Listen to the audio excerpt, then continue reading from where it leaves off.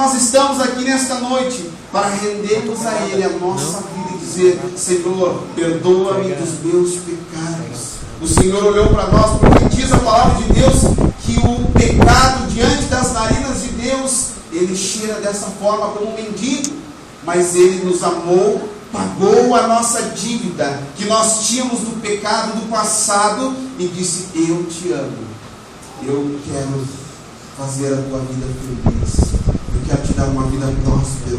Muitas pessoas hoje, elas têm procurado uma base financeira muito boa, como é bom, mas existe um tripé na vida do ser humano: o espiritual, o material e o familiar. Às vezes, que beleza, né? A conta está bem gordinha, né, irmão André? Lá no banco, cartão de crédito, mas a família não está bem. A família discute muito. O marido não se entende com a esposa e o esposo se entendem, mas não se entendem com os filhos. Ou então, estão tudo bem no lar, na casa, na família, as finanças andam mais ou menos, está tudo bem, mas falta alguma coisa no coração. Falta a questão espiritual.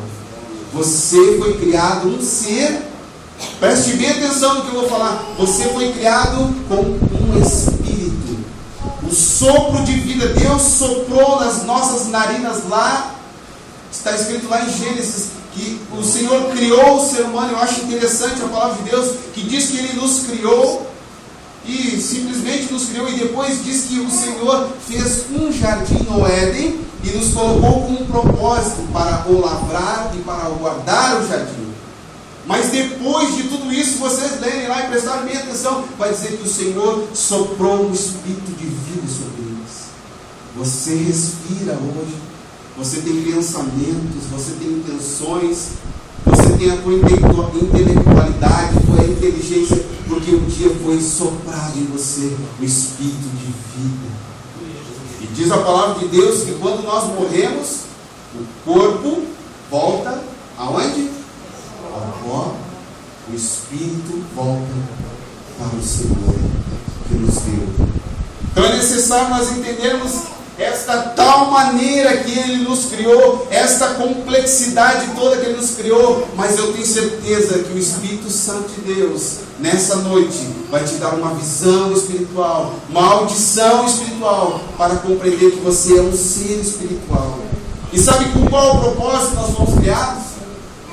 Para fazer o que nós estávamos fazendo aqui antes: adorar a Ele, glorificar a Ele, exaltar a Ele. Você foi chamado, você é criatura, você foi chamado para adorar o Criador. Quantos podem nessa noite levantar as suas mãos e dar um sinal de vida e dizer: Senhor, muito obrigado porque eu tenho vida, muito obrigado porque meu coração bate aqui, muito obrigado por esse sangue que corre nas minhas veias, obrigado, Senhor, porque eu estou aqui nesta noite e o Senhor pode falar no meu coração e fazer um milagre na minha vida. Foi Deus que te deu essa vida, Ele te amou de tal maneira. Pode passar, Júnior, aí. Que deu, vamos ler aqui, que deu o seu Filho unigênito. O que é unigênito? Único. O que tinha de mais, olha o amor de Deus, olha o grande amor de Deus. Eu não sei se você faria isso, quem tem filho sabe. O único Filho. Aquilo que havia de mais precioso lá no céu, o Senhor deu para as nossas vidas. Ele fez o Senhor descer como homem aqui na terra e dizer para nós aquilo que Deus é capaz de fazer. Se alguém quer entender o que Deus é capaz de fazer, é só olhar para a vida de Cristo Jesus. E eu quero te dar uma boa notícia nessa noite. O Senhor Jesus se preocupa com as nossas questões. O Senhor Jesus, Ele deu o seu Filho único, e o seu único Filho que veio aqui na terra, Ele se preocupou. A missão do Senhor Jesus aqui na terra foi se preocupar com as nossas feridas, com as nossas dores, com os nossos sofrimentos. Olha o que Jesus fez. Certa feita, Jesus tinha um homem, né, o seu filho perturbado. E aquele homem, aquele pai de família não sabia o que fazer. Não sabia a quem recorrer. Eu quero dizer uma coisa para vocês, tem coisas que é só Jesus que faz na nossa vida. Por mais ciência, por maior plano, por maior projeto que nós venhamos rabiscar, planejar, arquitetar, Deus é o dono da vida. O Senhor Jesus, Ele se preocupou, diz a palavra de Deus, que em muitos momentos, eu acho lindo, maravilhosa a palavra de Deus, que Jesus movia-se de íntima compaixão. Essa palavra, esse sentimento, essa atitude, essa ação, só pode ser coisa de Deus para com as nossas vidas. O Senhor Jesus, Ele viu uma necessidade, como está vendo a tua necessidade nessa noite. Eu tenho certeza que todos nós aqui, independente da classe social, da posição financeira, da posição na família, na sociedade, todos nós temos uma necessidade para colocar diante de Deus. É uma verdade. Todos nós que estamos aqui temos algo. Eu tenho certeza de dizer para vocês que você tem sim uma necessidade que só Deus pode fazer. Talvez muitos de vocês que estão aqui nessa noite estão dizendo: se o Senhor não tocar, não curar, não manifestar, se não for Ele, eu não sei o que vai acontecer. Eu estou sofrendo, eu estou atado, eu estou amargurado, eu estou triste, eu estou abatido, dá tudo errado. Eu quero te dizer que tem coisas que só Deus faz. Só Deus faz. E o Senhor provou para nós, como o seu único filho, unigênito veio, Ele se preocupou, Ele movia-se de íntima compaixão, Ele via um povo faminto, com sede, e Ele proporcionava a eles pão e alimento. Ele via o cego e proporcionava a ele a visão. Que queres que eu te faça? Muitos milagres, muitas maravilhas, quando os discípulos estavam lá apertados, sem ajuda financeira, Ele chegou e disse: agora, a partir de hoje, vou te dar uma pesca maravilhosa. Jesus, a intenção de Jesus, o propósito de Jesus, esse que foi vindo do céu, o único filho, o mais precioso filho, Ele veio para se preocupar com as nossas vidas. E nas preocupações do Senhor, todas elas, eu não vejo na palavra de Deus o Senhor despedir alguém de mão vazia. Portanto, preste bem atenção nessa noite. Se você crê de todo o teu coração, Deus tem o melhor para ti nessa noite. Eu quero te dizer que eu já vi tanta coisa na igreja. Eu sou uma testemunha viva. Pessoas que precisavam de tantas coisas, coisas financeiras então são muito pequenas.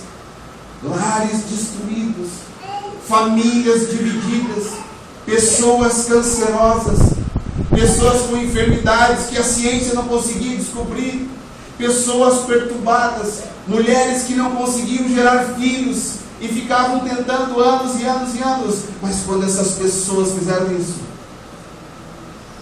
se colocaram na presença de Deus, se humilharam diante de Deus e começaram a orar a Deus e buscar a presença de Deus, todas elas, eu não conheço uma pessoa dentro da igreja que não tem resposta. Eu não conheço dentro da igreja uma pessoa que não tem resposta. A Bíblia diz: se nós batemos na porta, porque Ele nos ama, Ele está preocupado. Você quer filhos? Você quer família abençoada? Você quer um emprego melhor? Você quer a cura da enfermidade?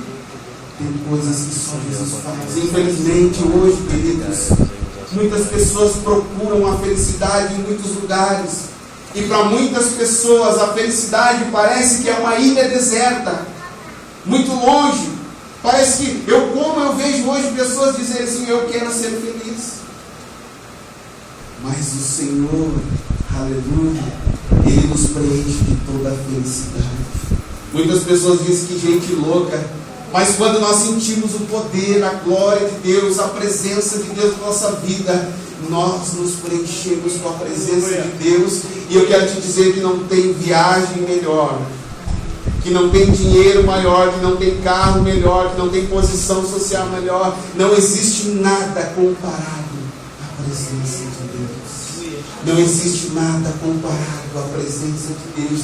Quem experimenta a presença de Deus um dia, o Senhor Jesus, cansado de uma viagem, de tanto se preocupar com as nossas vidas, diz a palavra de Deus que ele se assentou-se à beira do poço, enquanto os discípulos foram buscar a comida na cidade, ele se sentou na beira do poço, e uma mulher chamada mulher samaritana chegou ali para tirar água, e ele disse para ela: dai-me de beber.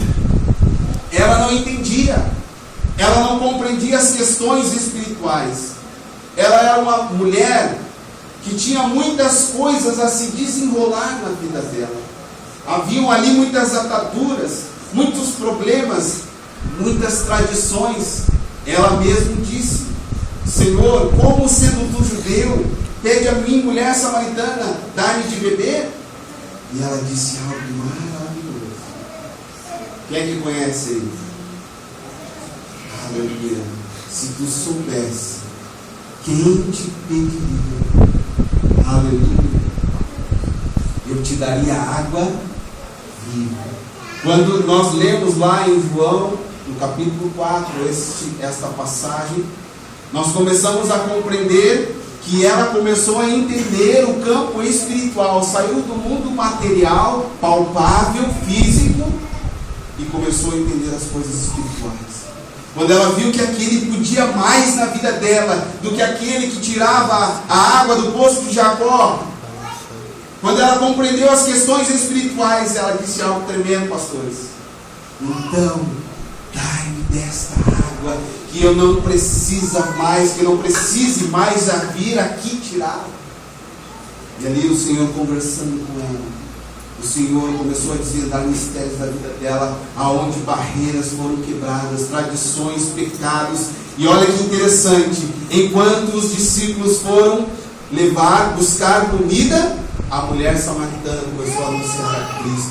Enquanto os discípulos de Jesus foram procurar as coisas materiais, a mulher samaritana recém-convertida começou a anunciar a Cristo em todos os lugares. E ainda mais, queria saber aonde estavam os verdadeiros adoradores.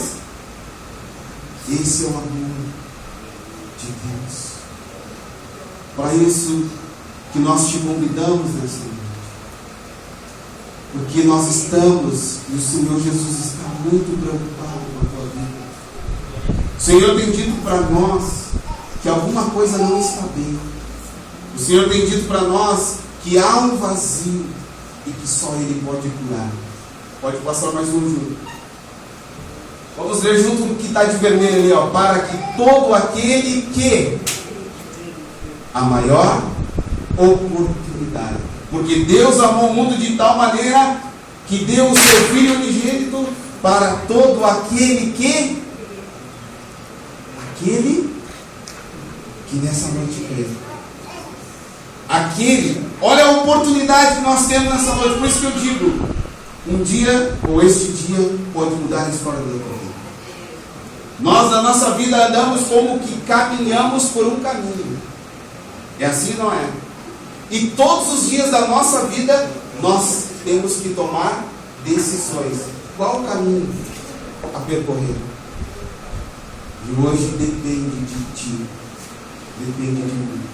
Eu não estou aqui pregando uma religião. Eu não estou aqui dizendo assim, ó, vem para essa igreja, seja como a gente. Eu não estou dizendo o que você tem que fazer. Mas eu quero falar que Jesus, Ele é a única saída. E que hoje a porta está aberta. A porta da graça está aberta. Sabe, queridos, lendo alguns livros, certa feita eu me deparei com algo tremendo. E essa pessoa que escreveu o livro, Roberto Chiniachi, quem gosta de ler, ele sabe, ele não é cristão. Mas ele falou algo tremendo, maravilhoso.